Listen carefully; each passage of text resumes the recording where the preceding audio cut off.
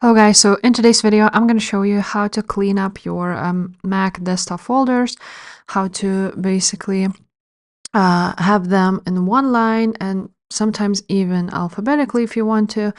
But basically, as you can see, my folders are everywhere. I can put them anywhere and they are not beautifully lined up and so on, or on one side.